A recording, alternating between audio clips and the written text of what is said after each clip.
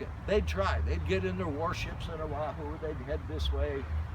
First time they got caught in a storm, little wussies had to turn around and go back. Next 2 times, by the time they get here, they're so seasick they couldn't fight. All our guys are just waiting here for them. Scrunched them. So our king, being a good guy, wanted to stop the bloodshed. And in 1810, he ceded Kauai to King Kamehameha II. So now all the islands were under one ruler. He tried to maintain some autonomy from the other islands. Down the road, that would come back to bite him in the fanny. And then in 1820, our king married Deborah Kapua, and she became our last queen. This marriage lasted 1 year. 1821, Kamehameha II came over to Kauai on his yacht. It was called Cleopatra's Barge. They could have left the barge part off, you know. Cleopatra would have been cool. But anyway, he invited our king and his older son to come out in the yacht. Let's celebrate. Let's party. I think our king should have asked him, what do we celebrate? But he didn't. When they got on board, Kamehameha kidnapped both of them. Took them to Oahu.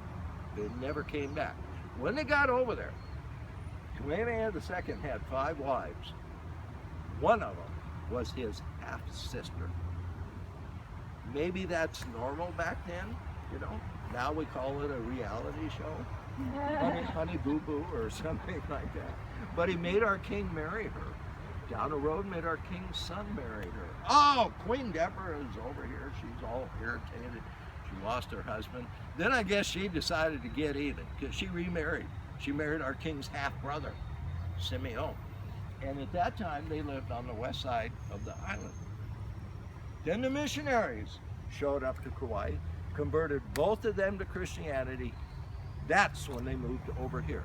And in 1838, Queen Deborah built Kauai's very first Christian church, right back here on the grounds of the Cocoa Palms. Was not long after she built that church, her new husband, Simeon, gone. She lost her interest in Christianity, had the church moved off the grounds, moved it down here in a Kapa'a town. It's still there, sitting on the main highway. It's a little white church with a green roof called the First Hawaiian Church. Has a small cemetery right next to it. You can't miss it. That's the church the Queen started. She built her home over here on the riverbank.